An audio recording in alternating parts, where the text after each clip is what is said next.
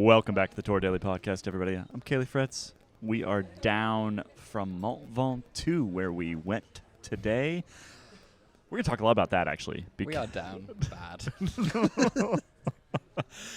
We got a fair amount of racing to talk about today, and then a lot of other things as normal. Valentin Parepintre won the stage. It was a kind of an epic battle out of the breakaway, actually. I ended up sort of nipping Ben Healy right at the finish line. Tadej Pogacar obviously remains in the yellow jersey. In fact, he took a couple more seconds on Jonas Vingegaard, not for lack of trying on Vingegaard's part. We'll get into all that. Joining me tonight, Johnny Long. Hello. Good evening. Ian Trelor. Hello. Patrick Redford. Hello. Good evening. And Joshua Robinson of the Wall Street Journal. What a day. What a day. Why don't we set a scene that we're not actually in yet first? Could someone set a Mont Ventoux scene for me? The greatest place I've been to on a bike race. Wow. So good. You have seen it on TV, and then actually being there in person is bloody incredible. It's got its own majesty, which is different to Alpe d'Huez or any of the other big climbs. It is just this big, I shouldn't swear because it's not a quote, but it's a big mountain. Big effing mountain. Just rising up out of nowhere, and down the bottom of it, it's all kind of piney and cypress tree. Really good stuff. It also looks nothing like anything else we've ever seen on the tour, or any other place on the tour, because it's true, they call it the moonscape, and I haven't been to the moon, but it does look like what I imagine the moon looks like, with a few extra trees. The thing that I find amazing about Mont Ventoux is that it, even for you, Joshua Robinson of the Wall Street Journal, a well-travelled man within France, you are up there taking pictures, which is not something that you normally do. You're not normally taken aback by things. It's so high up there. You really feel the altitude in a way that you don't necessarily when you're, on some of the alpine climbs where it's just there's mountains everywhere. Because Ventoux is the only thing for like 100K, and you have 100K of visibility from the top of Ventoux, it really hits you just that you are sort of at the tallest place on Earth, probably. I've heard a rumor you can see the curvature of the Earth from the top of Ventoux. Would you care to confirm? I've heard also that you can see the curvature from anywhere, but just not very much of it. That's right. No, it's pretty amazing because we drove up the backside from Molosène, which is the way that in the Wout van Aert year they descended down and finished in that town. So that's the way that we managed to drive up. And then when you get to that side of the sort of finish area, then it is you see like the sort of low Alps, like foothills of the Alps as you're going east. Yep. But then once you get over to the race route, it's like these sorts of sloping plains almost, where you have the rock and then you get down. There's actually quite a lot of greenery, so it's amazing how you can walk like 10 minutes and get like 3 different views. It's pretty cool. Coolest spot. And obviously it's got a lot of Tour de France history, which doesn't hurt. We had colleagues walking down to the Tom Simpson Memorial, for example, which is a couple kilometers down from the top. And today it created great bike racing once again. I was speaking with, I'm not even going to say who this rider was, because we don't need riders like dissing climbs. I was speaking with a rider at the top who was saying that the dynamics of Ventoux are actually such that like it shouldn't make good racing, because you get up there and it's really windy and it's often a headwind, and so basically it starts to hold groups together. And what he was saying is that if you want to actually do something, and actually I can name somebody who said this because I was speaking about the same thing with Christian Vandeveld, who does the NBC coverage, former professional cyclist, obviously. And Christian was saying that it's one of those weird climbs where it's really, really hard when you're in the trees, and then you get out of the trees and the wind kicks up. And he said you can just kind of hide, and it gets like weirdly easy from that point on, which I think that if any of us have sort of, like I've ridden it as an amateur, I think probably a fair number of our listeners have been out there at some point and ridden as an amateur. You're out there by yourself, and so the whole thing is hard. The whole damn thing is hard. But in a peloton, in a group, it is a unique climb in that you get sort of well above tree line. You get all this wind that's up there. It was windy up there today. And it does affect the sort of the tactical dynamics of it. And we saw a bit of that. We saw Jonas Vingegaard trying to make a go of it while still in the trees, because they know this too. They know that if you get a gap there, that's the only real chance you have to hold anything. Yeah, when we saw it with the breakaway as well, where there were multiple attacks go through, but once they got to the sort of clear bit, it was much harder to break away. And then when they start messing around, as we say, it's not really messing around, it's just, trying to out blink each other. And we saw, who was it? Parrot Pantra's teammate, Ilan van Wilder, come back and sort of do the lead out. And then the sprint finish was within like the last fewer than 200 meters. And we saw Ben Healy go just maybe a bit too early, potentially. Hard to say because you never, Yeah. you got to go when you feel right. But Well, it's the end of an hour-long climb too. It's really it's whoever has It's the better literally legs. whoever, Yeah, it's whoever's a bit stronger at that point. It's not like there's a whole lot of tactics going on. It's basically a drag race. And Parrot Pantra had a phenomenal kick, and we get our first French victory of this Tour de France. Big result. And earlier on in the stage, it was looking like Enric Mas might have the decisive advantage. Which we were relatively despondent about, I will admit. Yeah, I mean... It's a much less good story than either Healy or Parrot Pantra. at that point when it looked like Enric Mas was going to win, I was like, if he wins this, I'm going to say this Tour's vibe is just gone. It's in the gutter. Like, if you have Enric Mas, no offense to Enric Mas, sure, he's a nice man, but Enric Mas winning on Mont Ventoux, just that's like that's the recession indicator for what this Tour de France could be viewed through, the lens it could be viewed through if he won there. I want to ask you guys, did you at any point think that Pogacar and Vingegaard were going to catch the lead for breakaway sure. The whole climb. Yeah. The whole I mean, climb. they ended up... So we were standing kind of just past the finish line. So we could look down at, about a K and a half? Right about that? Well, actually, we're looking down at like 500 meters to go, maybe. Yep. So like from about 500 back just beyond the Flamme Rouge at 1K to go. And so we could see them closing. And it really was not that much of a gap by the end of it, right? Like they were on the same straight at the same time. And you just looking back and you see how much faster Pogacar and Vingegaard are going. And you're like, well, I mean, it could close instantly, right? Like if they spend 2 seconds messing around, it could close. But I think they got a little bit lucky with when Van Wilder came back up to that front group. He just sat on the front and went for it, right? Like they needed that. And then the fact that Ben Healy had in the back of his head, I'm also trying to protect the top 10 on GC. He was trying to protect that against Carlos Rodriguez. And the fact that he had some time on Carlos, he got time back today. He was a little bit more willing to sit on the front of that group into a headwind, crosswind than perhaps would have been the case otherwise. And so, frankly, like that dynamic, that GC, that top 10 GC dynamic, which normally ruins bike races, actually, I think, improved it today because it meant that the breakaway was able to survive. So we had Pogacar take 2 extra seconds off Vingegaard, so he's now leading by 4 minutes 15 seconds.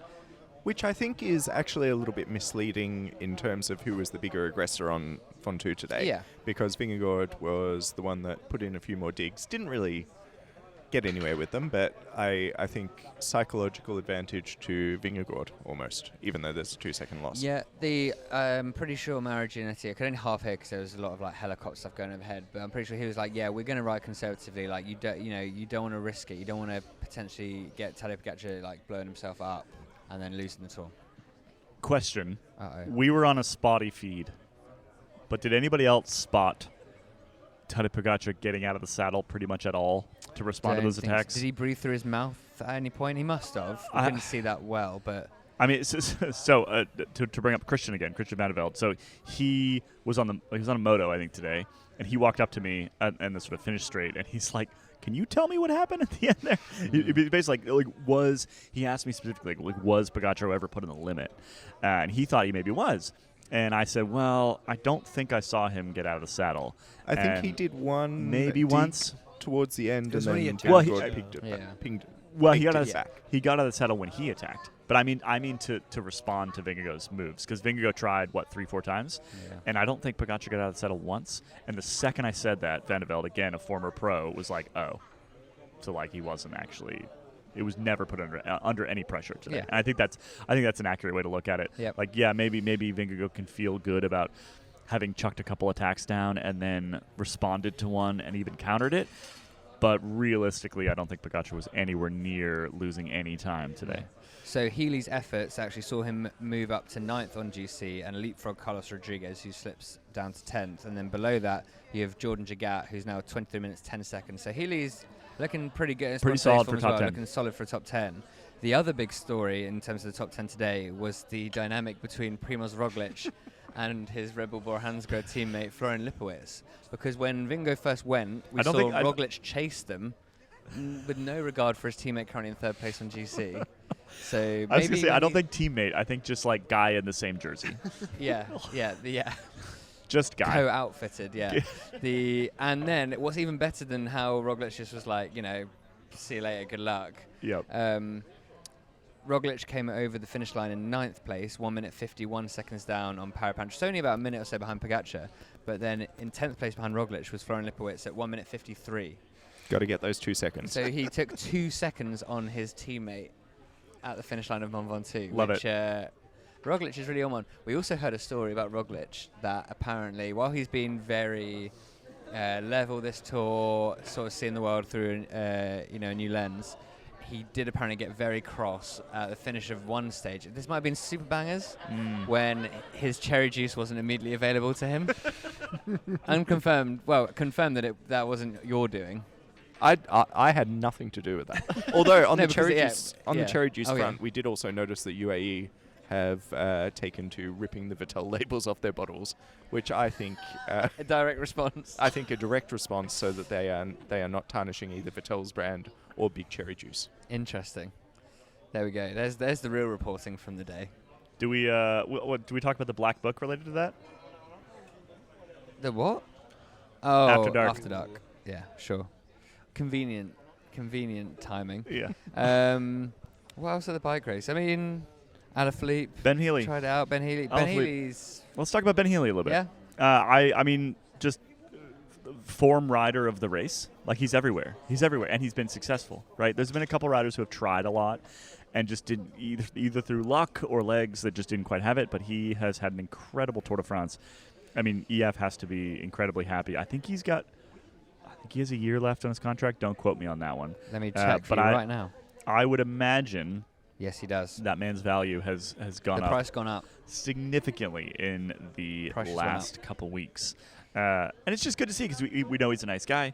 We know he is he's an animator, right? Like he's getting results out of racing aggressively, and that, like, to see that rewarded, I think is good and fun and makes the Tour de France better. And he likes anime. As well as being an animated anime fan. Yeah, confirmed by fashion magazine ID. Yeah.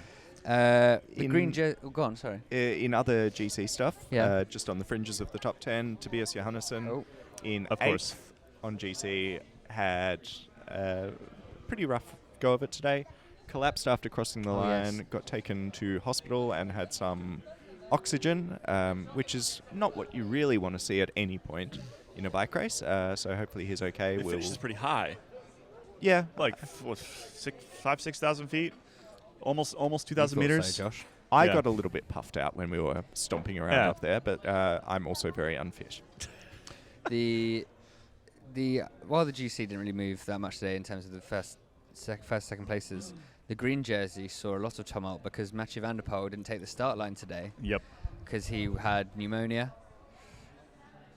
Well, he was feeling ill, and then he was feeling ill over the rest day. His whoop score was 1. Yeah. They clearly thought he I mean, I've seen 1 before.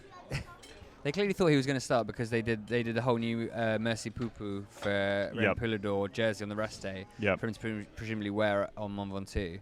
So it obviously came as a shock to them. Hot seat really for today is Patrick Redford, who spent the whole rest day talking about how Mathieu van der Poel makes a big deal about being sick. So welcome to the Thunderdome, Patrick. Brief apology alleyway, although in my defense, I will say that was in a point comparing him to LeBron James. Yeah. Which is a compliment. Yes. So now the Pogacar finished 5th on the stage today. So he's now up to 240 points behind Jonathan Milan's 251 points. He finished in the Gruppetto today, so not a terrible day. It wasn't like he was in front of the broom wagon. And Biniam Gamay moves up to 3rd, 169 points. The other classification is the KOM jersey. Yeah. Because Tadej Pogacar is now in the lead of that. Equal on points with Lenny Martinez, 60 points, but Lenny Martinez will still get to wear the polka dots. Behind them in 3rd is Thymen Arensman for Ineos Grenadiers. Yeah? 12 points behind, and he's been climbing well, so he could potentially be looking at that. And it all depends on how much the brakes are let go. Yeah. Which was another interesting dynamic today, because we had said, I think we said this on the podcast, that today was like maybe the most nailed-on Pogacar victory we'd ever seen. And then who proceeded to not win the bicycle race? Tadej Pogacar. Tadej Pogacar. Just goes to show. Yep. Because we were like, okay, yeah, it looks like, the course is a hockey stick. We knew there would be a breakaway, but we figured that Niels Pollitt would Niels Pollitt, and they would keep it relatively close, and it would get hauled back. And granted, we were almost right? Like it was down to a couple hundred meters at the end. But I think the fact that the break was so big, there's very little that UAE could really do, and that team just, they're just not strong enough to sort of like hold things together just because, or just for stage wins. They kind of have to use their strength a little bit more cleverly because they are, they've had illness, they've had riders drop out, etc. And so they kind of have to be a little more careful. And yeah, so we end up with another day where the breakaway survives. I asked Tom Scoincher, friend of the podcast, whether he thought that would indicate potentially more breakaway success in the next week. And he said he wouldn't want to maybe take too much out of today because it's such a unique stage profile. Yeah. But that, like UAE was gonna pick and choose their moments to pull the race together. And I think that there's a decent chance that we do end up with more breakaway wins over the next week, which is potentially good for a Tymon Arnsman or a Lenny Martinez to get enough climbing points to make sure that Tadej Pogacar does not unite the belts. And no press conferences for the polka dot jersey winner, so we sorted. Yeah. Yeah. On the Lenny Martinez front, he might have lost the polka dot jersey for the day, but he did get a big cuddle from his mum at the finish line. Well, so that's that was, a prize better nice. than any sort of jersey. I also saw him doing a wheelie up Ventoux. Yeah. Super cool.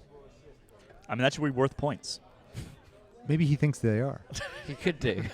The one thing on UAE controlling the race, there was a lot of criticism on French TV. Yes, I was just about to bring that up. Yeah, for how Niels Pollitt conducted himself. Well, 'cause he was stopping people launching attacks. And did you see what Thomas Verkler said? Yeah, he went after him. He called the behavior disgusting. He said, a despicable attitude. It makes me want to launch attacks just to mess with them. Let's not forget that Niels Pollitt was in the Gruppetto before, and he was happy to be able to join the breakaways, which is true. I like the idea of Thomas Verkler, a guy who retired about 10 years ago, wanting to launch attacks. Yeah, but that's why he gets on the moto, motorbike. so he can still feel like he's in the against Niels Pollitt, who has more watts helping than God. breakaway riders with the draft from his moto.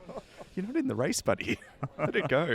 But he was. We saw the replay on TV a number of times of Niels Pollitt turning around and sort of doing what was the whole manager called? Phil Brown, the centre circle, like wagging his finger, being like, "No, this is none of you are going." Yeah. I think it's kind of funny. I do too. Because you have a rider who is so big and strong, who's just like, you guys are welcome to keep trying to get in breakaways. I'm just going to keep chasing you for the rest of time. Well, I think that's fun. And we need UAE to lean more into their evil villain arc, really. Like, that is what that's out to do. Just do it. Do it.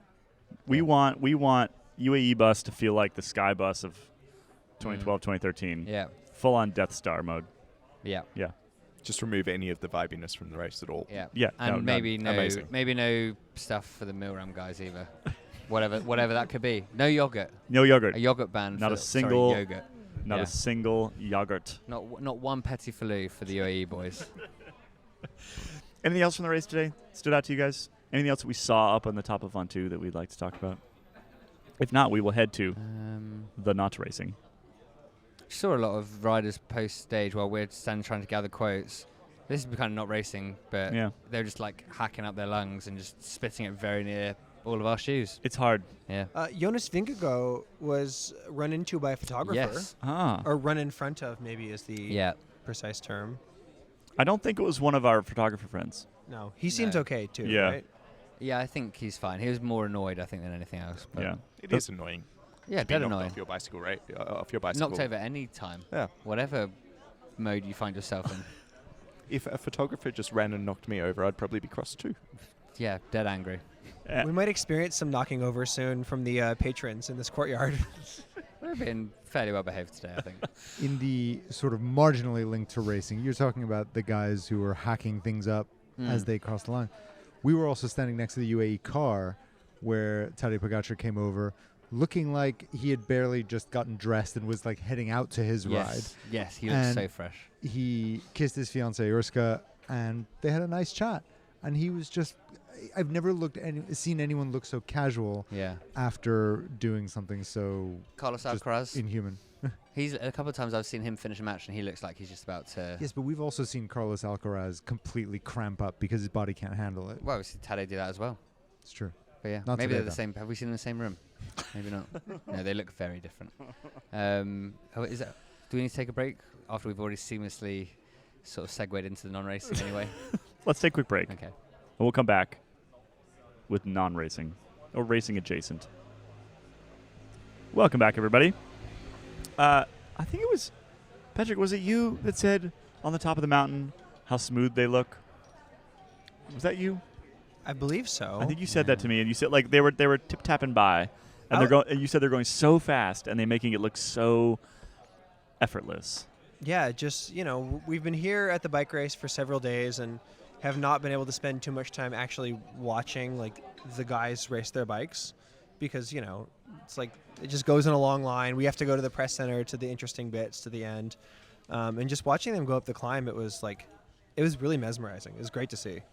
They look very nice. Like it's just a very fluid motion. I do think it's worth pointing out that they are suffering like dogs while doing that, and that's maybe the most impressive thing, is that you see them come across the line and they hack up a lung and they look awful and they collapse on the side. But sort of 50 seconds earlier, they were cruising up that thing, tapping away 100 cadence and like looking like they could do it all day. Right? It's one of the most impressive things. I think that's one of the coolest things for me about going to the climbs like this, whether it's this or Alpe d'Huez or whatever the big ones are, is because you see in person in real time, like kind of that dichotomy between what they look like on the bike, where they look at home, and when they get off and they just look sort of horribly bedraggled, I think is maybe the best way to put it. Something I've just spotted from John H on the Spin Cycle channel on Discord that will be of particular interest to Joshua Robinson because it's a story he previously covered. Apparently, the Eraser men have given up with making the phallic drawings on the road into beautiful butterflies because, as you can see, they're just splodging them. I think it may be a concern for time because there are just too many. Oh, to I be see. artful Okay. about it. How many? There are a lot there. What is the dick frequency in that section of the climb? Like that? Okay, so that's probably 100 meters, maybe less. 1, 2, 3, 4. Like 20? Prolific. At least 24. So a phallus every 4 meters. Yeah. Well, I'm not sure we can confirm that they're fallacies. Yeah, they could might be be many political things. messages. They could be other, creative pursuits that are deemed inappropriate for the France television coverage. Yeah, agreed. Nils Pollitt appreciation messages, perhaps. My favourite political message on the Roads of Tour de France is the ones against the reintroduction of the wolves into the forested areas of France. Yeah, you've also got bears in the Pyrenees. That's a big one. This is a big deal in Colorado, actually. Wow. Yeah, we just brought wolves back, and they keep eating cows, allegedly. Not good. Yeah. Well, good for the wolves. The state government will pay you a significant sum if your cow is eaten by a wolf, though. How much are we talking? I don't know, like a You significant should sum. get some. Like enough to pretend that your cow was eaten by a wolf to do an how op? much are cow bones on eBay? You can just litter them in your yard. I'm not sure they believe me. I think they'd be like, your yard is not big enough for cows. New revenue source Yeah. for a You skip only collector. really, Yeah. you just need one. Yeah, just one. And then just turn perhaps. it over. Just do that state government insurance fraud Yeah. with the cow over and over and over again. Doesn't even need to be a wolf. You could just get a dog. That's passive income, like the YouTubers be telling me about. Kaylee, you've been doing some reporting on a not that welcome guest. I mean, I Tour de wouldn't- France. I wouldn't say reporting. Reporting is maybe reporting. overstating it. Fine. I read We a tried to do UCI some statement. and found out other things. Yeah. I read a UCI statement. We sent some text messages off and didn't really get back much that was particularly interesting. Oh, he's just responded. Okay, so here's what happened. Johan Brunel. Pop quiz. Who's Johan Brunel? The mastermind of -7 Tour de France victories. Correct. Also, as of 2017, October 25th, 2017, he was banned for life from sort of engaging in any formal way with the sport of pro cycling. This is a WADA ban. UCI, as a WADA signatory, are not beholden because they were all about it. they are part of this ban. And basically what it means, both Bernil and Armstrong, and was that the only two I think that were banned for life? I think the rest got the 6 months. Yeah. And including Christian Vanderveld, who we talked about earlier. Anyway, Bernil ends up with a lifetime ban, and that means that he cannot go into, for example, accredited areas of the Tour de France. Not like us. Not like us. We have our little things here. Nouveau Media, because we don't print things on trees. And so, yeah, like to get into specific areas, the team buses, for example, or the Start Village, which is apparently where he was, you need a credential. And he shouldn't be allowed to have one, basically. And yet, ASO, the Amaury Sport Organization, decided to give him one. He was wearing a lanyard, just like we've got right here, with a thing that says television on it, and his name and his photo. And so somebody at ASO doesn't know who Johan Bernil is. Either that, somebody approved his credential, which is just, I'm not really sure how that happens, to be perfectly honest. He was working with was it VRT, I believe, which is the Flemish language Belgian broadcaster, and he was doing a thing for Vive le Velo. Yeah. If it's French language, why is it show. French? Maybe it's not. It could be French. Anyway, he was doing a thing for television, and he was in the accredited area, and the UCI today, in possibly the most passive-aggressive statement I have seen in some time, big time, written entirely in PREs, basically reminded ASO that they can't do that. And it was very funny. This is shades of a couple of years ago when Lance Armstrong somehow managed to include Tour de France race footage in his analysis show.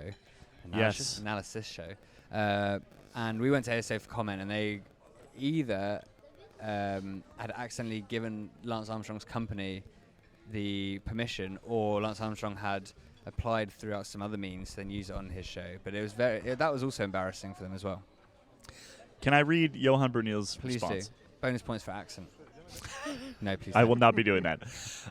It seems that the president of the UCI, I'm quoting now. It seems that the president of the UCI, David, quote, the selfie king, Lapartien. No way. And then nickname just unlocked. Followed by tagging him at D Lapartien. Didn't like the fact that I visited the Tour de France last week. I've said already many times, also to him personally, that I find his attitude being one of hypocrisy. After receiving this press statement, I have contacted him personally again, but he hasn't responded yet. I hereby want to reiterate how pleasant it felt to have been present at the tour and really appreciated the many warm welcome gestures from the many people I have met at this occasion. I am waiting for your reply to my messages on my WhatsApp at DeLapartien. Wow. This is the meme of the two very strong, muscular arms gripping each other tight, and one side is Johan Bernil, the other is the Intralor. Johan Bernil, I know, has made some comments about David Lapartien in the past, which have not been entirely complimentary. Not friends. I think that they have some beef. Yes. Also, the selfie king. We well, also first the of all, left on selfie red king. The selfie king is phenomenal. We will be using that going forward. Yeah. However, loath are we to stand on the side of David Lapartien generally, right? Well, this is between a rock and a hard place. We are between a rock and in the middle. We're between a rock and a hard place right here.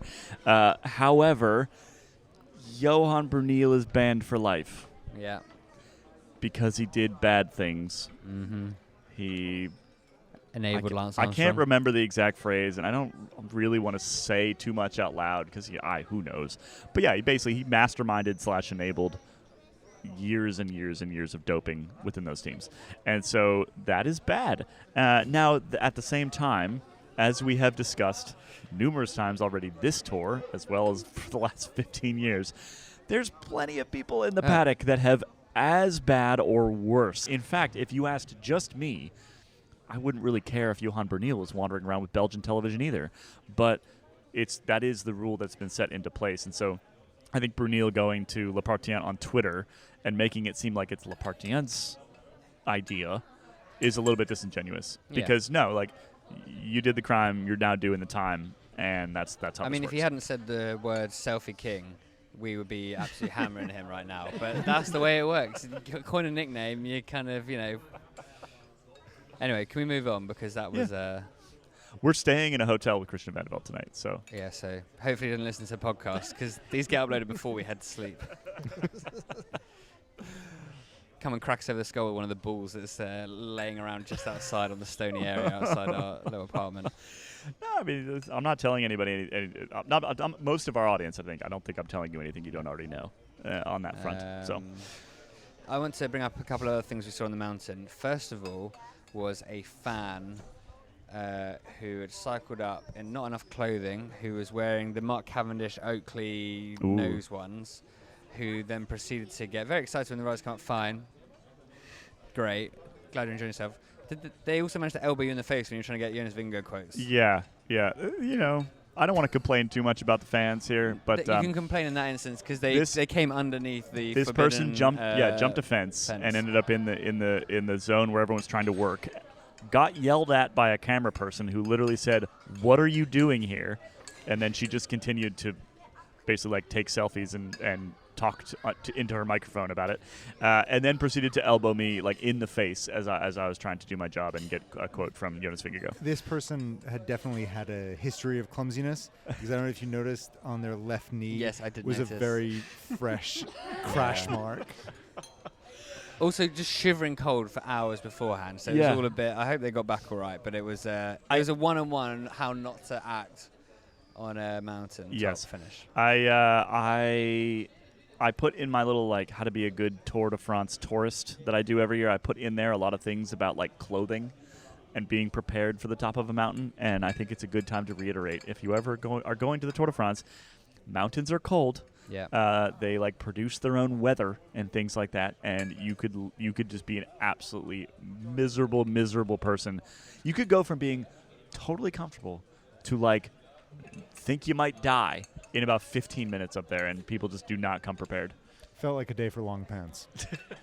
But also, as we've learned, if a jacket you don't have, a cardboard sign she'll do. That's just cover yourself in cardboard. The another great thing was that so there was the roadside by the course, and then we were standing up from a vantage point, but in between was the so-called nature area where you went out to tread because there was lots of rocks there, maybe some endangered moss.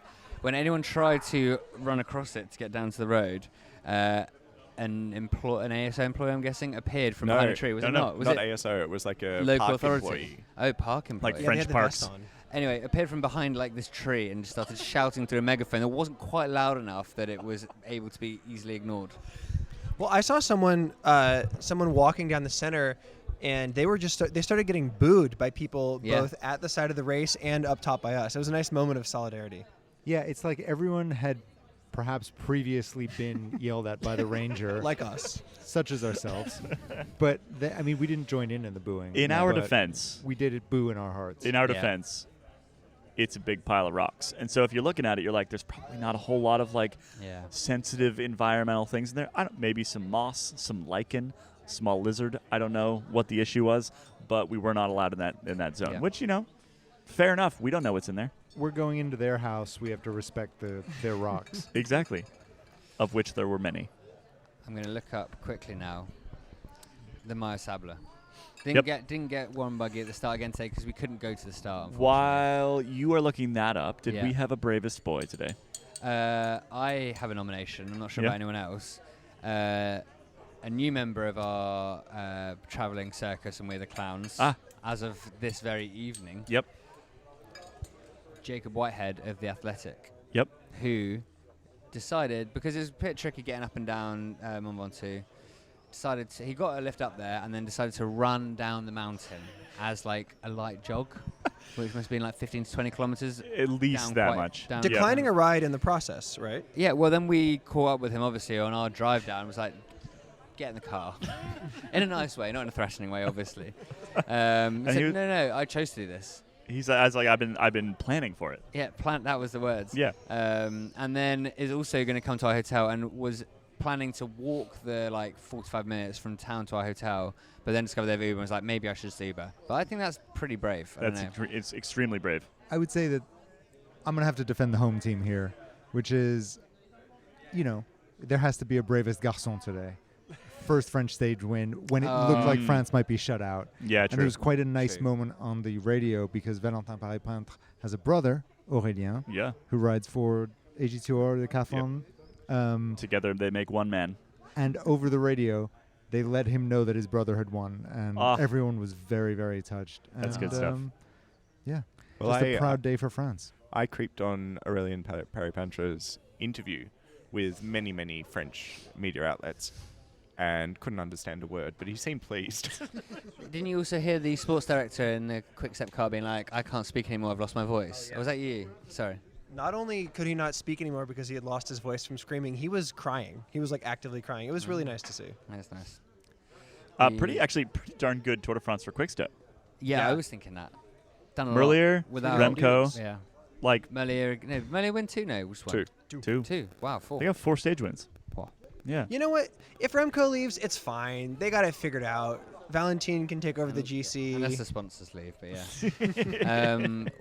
Warren Buggy, no longer my Sable. Oh, sad for him.